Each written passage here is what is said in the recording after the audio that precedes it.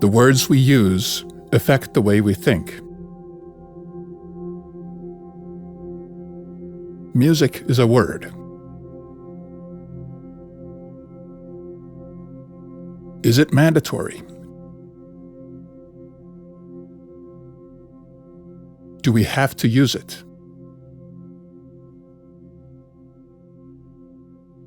Have we always used it?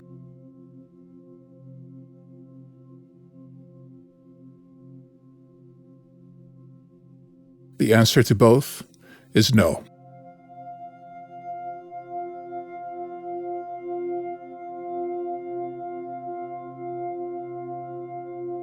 In my book, When Nothing is Called Music, I make a radical proposition. What if we called nothing music? How would that affect our understanding and practices, perhaps even our entire culture? This podcast features excerpts from the book. If you're interested in the book itself, it is available as a free PDF, available through my website, Parviainen.com. That's probably hard to spell, but there should be a link nearby.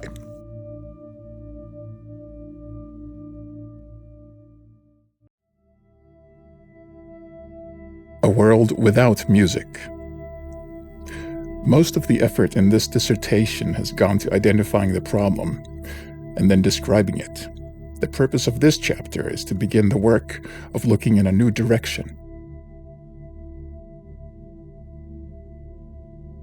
This is done through a handful of viewpoints that, when combined, will hopefully give the reader a picture of what a world without the concept of music might look like. The approach here is intentionally imaginative, even futuristic. This is only a start, or a restart. To get further than that, the work of looking in a new direction requires practice and community. To really experience the effects of a change in thought through a change in language, the change needs to be cultural, not merely personal.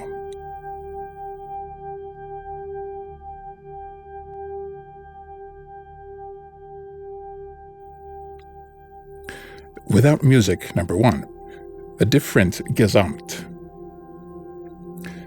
A culture where nothing is called music looks different. The difference is subtle, yet pervasive. Everything is affected.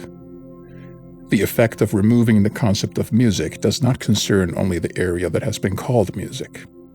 When the arbitrary and baseless categorization is gone, thinking that concerns creative expression has unprecedented freedom. Playing a cello can be considered for what it is practically, for what it looks, sounds, and feels like. And this goes for both creation and analysis. Practice and theory would have a shared language. No longer would composers come up with practical forms that cannot be understood by the critics, as in the case of Mauricio Kagel. To really see if and how discarding the concept of music would change things, an experimental community would be needed.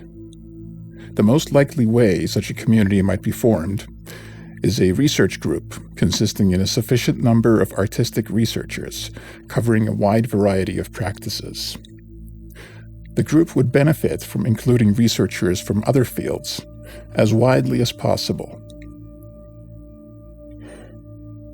Science, technology, business and economy, medicine, and the humanities. A group like this is a micro-society of sorts. The participants would have to agree to strictly avoid definition concepts, most importantly the concept of music.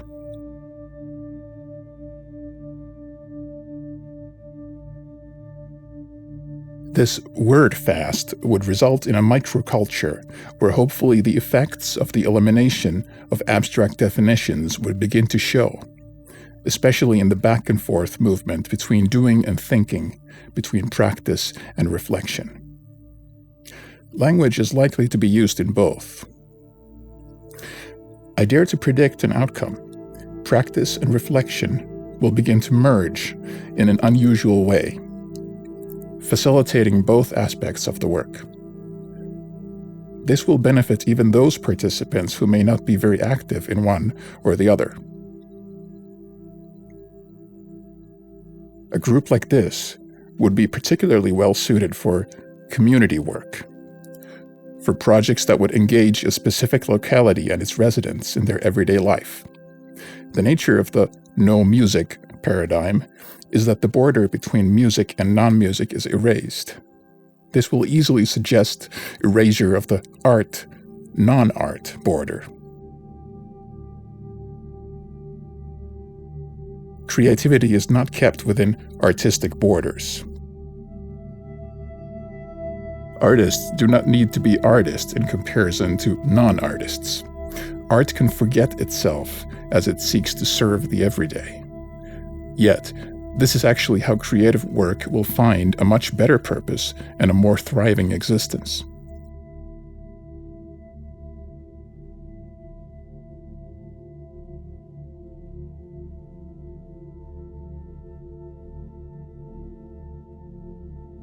This could address, for example, an area of a city that isn't well defined in terms of its use, some area that has fallen out of use and could use a brush up.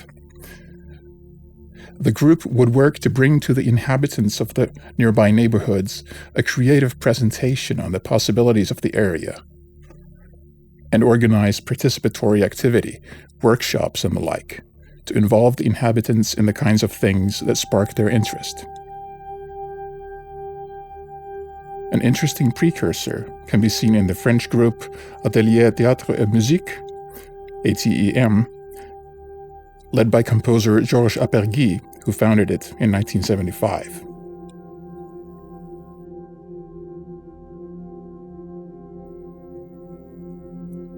Without music, number 2, lack of abstraction, parlance of practice. There is no concept that should replace the concept of music. A profound change takes place by simply forgetting it. When nothing is called music, and importantly, no other definition concept takes its place. We will need to address the matter in a descriptive way.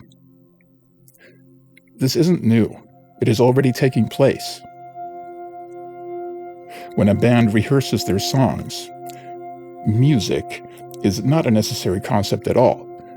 What one hears in a rehearsal are words like intro, verse, bridge and chorus, head and solos, a bass riff, guitar vamp, or keyboard solo. Chords, lyrics, harmony, and unison, the score and parts, sul ponticello, jeté, flutter tongue. Words like these are not arbitrary. They describe and name practical things and events. They are practice-based. Because of this basis, they cannot be completely arbitrary. The world without music is a place where only concepts that can be affected by practice are used. Concrete, descriptive concepts. There are no arbitrary borders of definition separating areas that could be connected on a practical basis. This is something artistic research can bring to view particularly well.